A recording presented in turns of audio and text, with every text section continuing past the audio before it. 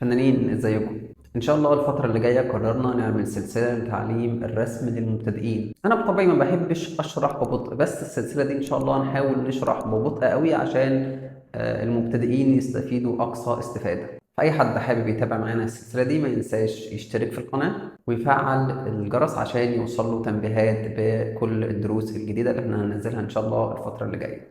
فبما ان النهارده اول درس فهنتكلم عن التظليل، لان اي رسمه في الدنيا مبنيه على حاجتين هما التظليل والاوتلاين. فجهز ادواتك وهات سكتشك وتعالى. طيب انت كواحد هتبدا تتعلم الرسم، اول حاجه محتاج تعرفها هي درجات الاقلام بتاعتك. درجه الاتش بي ده القلم العادي بتاعنا، اتش بي بيكون درجته وسط. في عندك درجات الاتش زي ال 2H 3H 4H 5H 6H وهكذا. كل ما درجة ال H دي بتزيد القلم بيبقى فاتح أكتر. عندنا الناحية التانية درجات ال B، ده ال HB. هنا في B مفيهاش اتش خالص، هنا في 3B، هنا مثلا ال 4B 6B 5B وهكذا ال 8B. كل ما بتزود ال B القلم بيبقى غامق أكتر.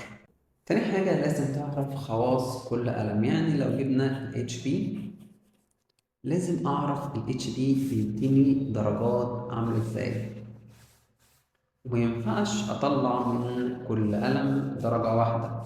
لازم أعرف أطلع درجات مختلفة من كل قلم عن طريق تكرار الطبقات وعن طريق ضغطة إيدي. ده القلم ال HP. ممكن تبري بالقطر بالشكل ده، لو مش هتعرف استخدم البراية مفيش مشكلة في البداية. طب ليه اصلا بنطلع درجات مختلفه؟ ما اي رسمه في الدنيا بتترسم اوتلاين بالشكل ده، وده هنتكلم عنه كمان شويه. لو انا ما ضفتش عليها الدرجات المختلفه دي هي الرسمه هتفضل تخطيط. اي رسمه في الدنيا عشان تبان 3D بالشكل ده لازم يكون فيها جزء فاتح، جزء غامق، واجزاء تانية وسط. فلازم نعرف نطلع درجات مختلفه من كل قلم عن طريق لا اما ضغطة ايدك او تكرار الطبقات في نفس المكان. تعالوا نشوف هنطلع درجات مختلفة ازاي من ال HB. اول حاجة عايزين نطلع هنا اغمق حاجة، وعايزين هنا اكتر جزء فاتح. فدايما ابدأ بالجزء الغامق وابدأ اضيف طبقات بالشكل ده. في الأجزاء الفاتحة دايما بنمسك القلم من بعيد شوية عشان ضغطة إيدك ما تأثرش على السن بشكل صريح. فكده بنطلع الطبقات الفاتحة شوية.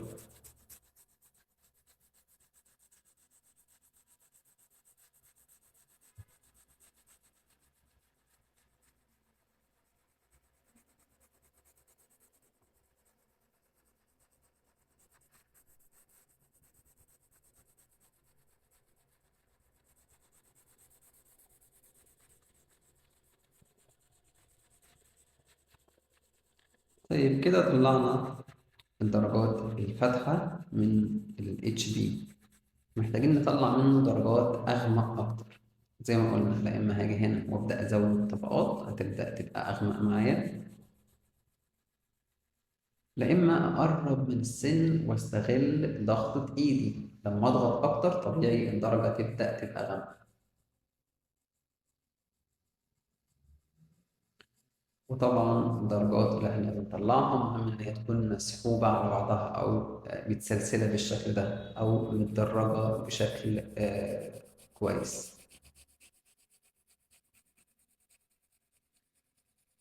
فبنبدأ نزود الطبقات ونزود ضغطة إيدينا شوية في الأجزاء الغامقة. تبدأ الدرجات تبقى أغمق زي ما انتم شايفين.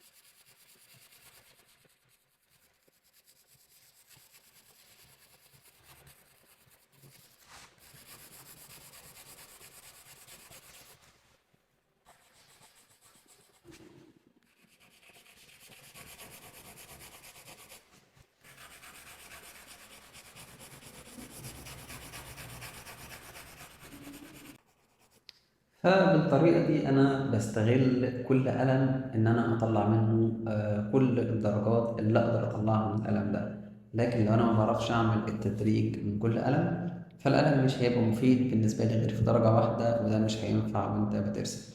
فهنا طلعنا واحد، اتنين، تلاتة، أربعة، خمسة، ستة، سبعة، تمن درجات من قلم واحد بس. المفروض كل قلم معاك تستغله بنفس الطريقة، بحيث إن أنت النتيجة النهائية يبقى عندك كمية درجات كبيرة قوي أستغلها وأنا برسم. خلي دي 3B ونشوف السلسلة اللي هتطلع هتبقى عاملة إزاي، وإيه اختلاف الخواص اللي موجودة في القلم ال HB عن ال 3B.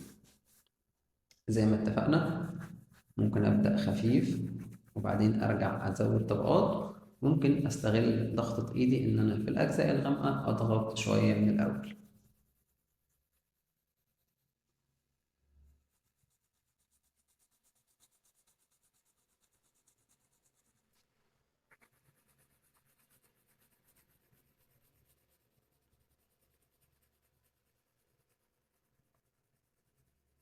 طيب إيه اللي ظهر قدامكم دلوقتي؟ ظاهر إن تظليل ال 3B أغمق. ده مفيهوش مشكلة واتكلمنا عنه من شوية.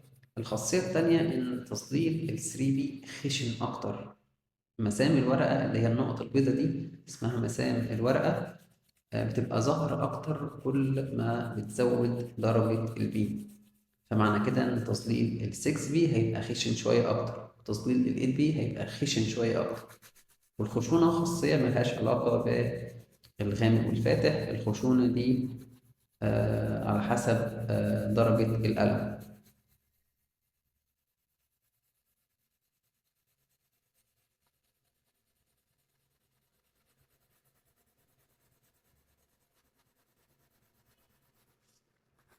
مهما كان القلم غامق، لو أنا عرفت أخف إيدي عليه وأمسكه من بعيد شوية بالشكل ده، هعرف إن أنا أطلع منه درجات فاتحة.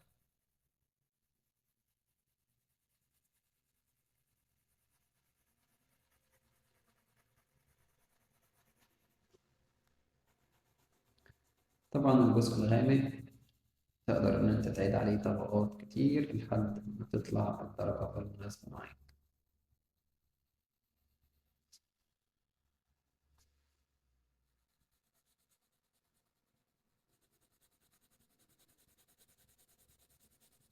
فكده طلعنا أغمق درجة نقدر نطلعها من ال 3B. نبدأ نسحب الدرجات الغامقة دي بالتدريج ناحية الإضاءة، أو ناحية لون الورقة اللي هو هنا بيمثل الإضاءة.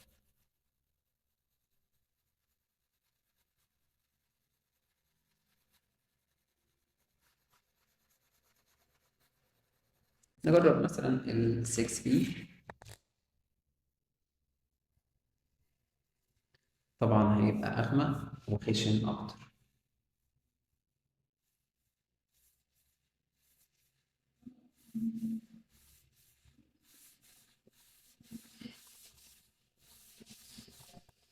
تمام. نبدأ دايما بالجزء الغامق.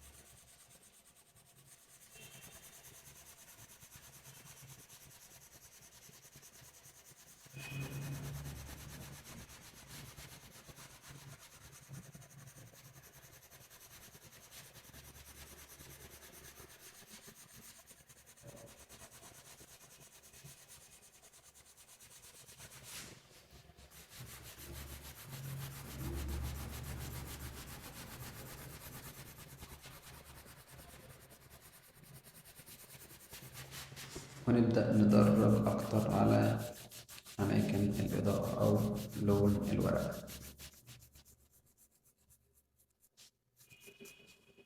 طيب لو سألت نفسك احنا محتاجين نعدل ايه في التدريج ده، هتلاقي ان احنا محتاجين نغمق اكتر اماكن الظل. فوانت بترسم لازم تسأل نفسك اسئلة كتير عشان تجاوب على نفسك.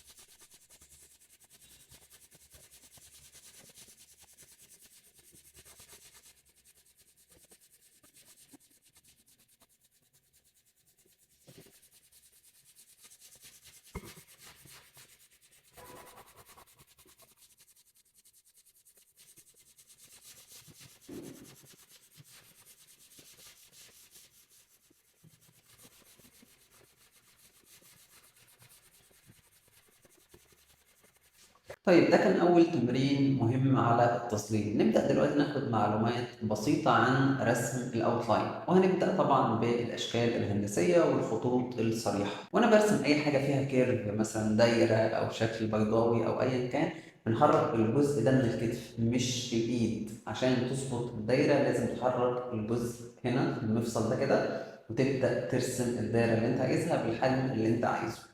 الدايرة بتساعدنا إن إحنا نرسم أشكال كتير أوي، أي حاجة دائرية من الفاكهة حتى أجزاء البورتريه، في أجزاء كتير بنبسطها لشكل دايرة الأول. فالدايرة زي ما قلنا نحرك المفصل ونبدأ نحرك إيدينا بالشكل ده على حسب الحجم اللي أنت عايزه. تبدأ تحرك إيدك قبل ما ترسمها، قبل ما تحط سن القلم على الورقة تبدأ تحرك إيدك بالشكل ده. ما ينفعش ترسم دايرة تحط سن القلم وبعدين تمشي، لأ، جرب الأول في الفراغ بالشكل ده وخلي عينك تتخيل الشكل قبل ما ترسمه. فنبدأ نرسم دايرة مثلا بالشكل ده كده، ولازم إيدك تبقى مرنة، كرر مفيش مشكلة. طيب من الدايرة دي نبدأ نطلع منها أشكال كتير أوي. أول حاجة نطلع منها الأشكال البيضاوية بأحجامها كلها.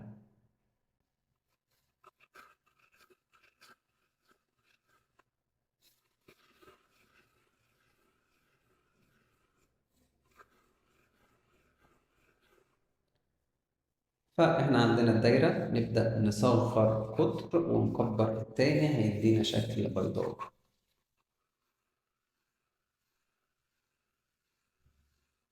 عايز بيضاوي أكتر يبقى خلي السحبة دي تتسحب أكتر وصغر القطر ده، كأنك هتكبر القطر لو نسميه إكس ونسمي ده واي، هتكبر القطر إكس وتصغر القطر واي، فيدينا شكل بيضاوي أكتر. كمان كمان خلي ايدك مرنة وطلع اشكال اكتر.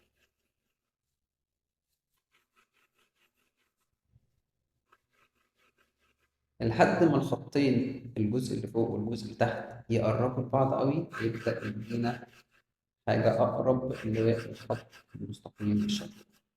فدي أشكال مهمة قوي هتستخدمها في أي جزء بترسمه في الدروس اللي جاية. الأشكال البيضاوية دي نقدر نحولها لأشكال كتير قوي. مثلا شكل بيضاوي بالشكل ده هنشوف هنحوله لإيه. تاني حاجة مهمة إن أنت تعرف ترسمها هي الخطوط المستقيمة. زي ما قلنا بنثبت الإيد وبنحرك الدراع كله كأنه مسطرة بالشكل ده كده.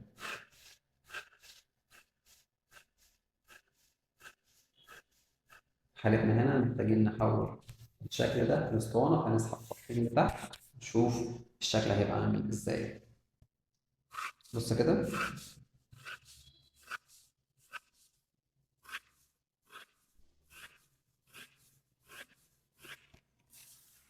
قاعدة الأسطوانة بتبقى نفس الشكل اللي فوق ولكن مبتكونش ظاهرة كلها. هنرسم نفس الشكل الأول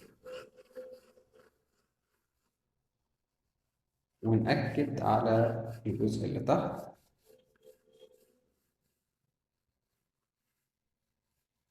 طبعا الخط هنا بيكون الناحية التانية من الأسطوانة فمش هيظهر، وبنبدأ نظبط السطح ده تظليل عادي.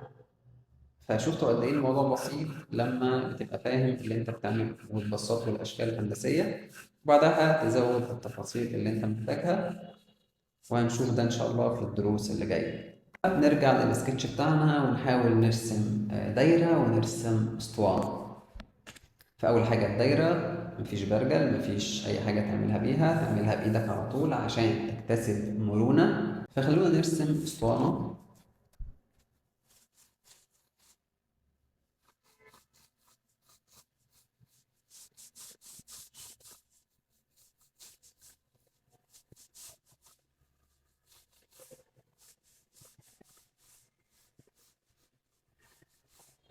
شكل من الأشكال البيضاوية اللي احنا لسه قايلينها من شوية. ناخد خط صريح، خط صريح كمان، مش مشكلة، غلط براحتك، بس خلي إيدك خفيفة واستخدم درجة ال HB عشان لو حبيت تعدل تعرف تعدل بسهولة.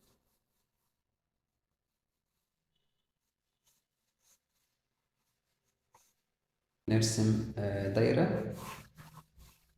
هنخلي الدايرة كأنها ورا الأسطوانة، فلازم خط الأرض بتاعها يبقى بعد خط الأرض بتاع الأسطوانة ورا شوية. وده هنتكلم عنه أكتر برضه الفترة اللي جاية، وإن إحنا إزاي نتخيل التكوين بشكل صحيح.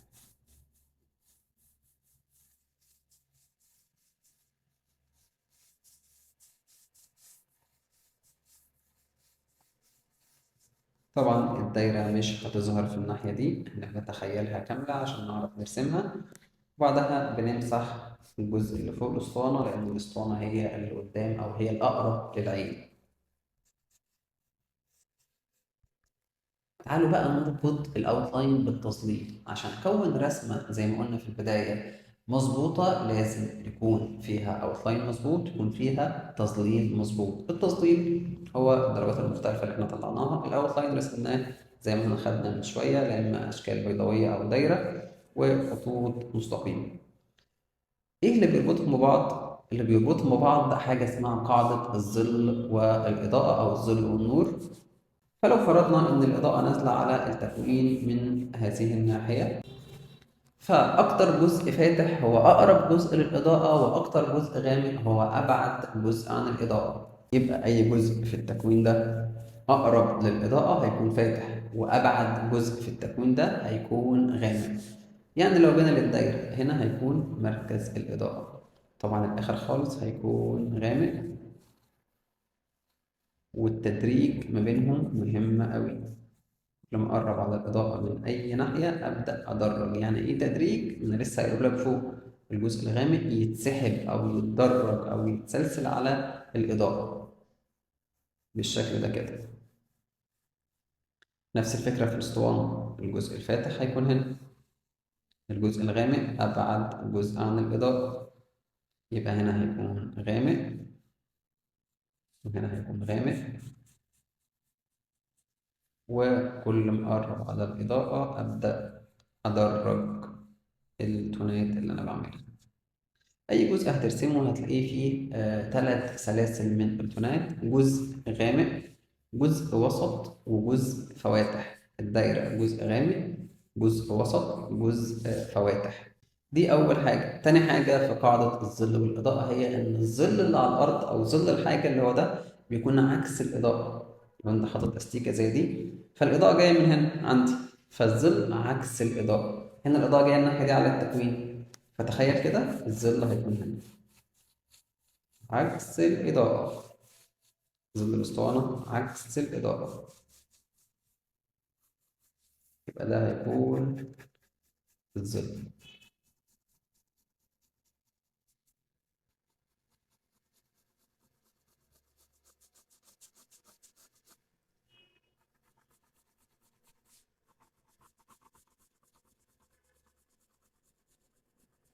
طيب دلوقتي أنت فهمت الدرجات، فهمت تعمل الأوتلاين إزاي أو التخطيط، فهمت قاعدة الظل والإضاءة بشكل بسيط. إيه اللي ناقص في الرسمة دي عشان تبقى 3D؟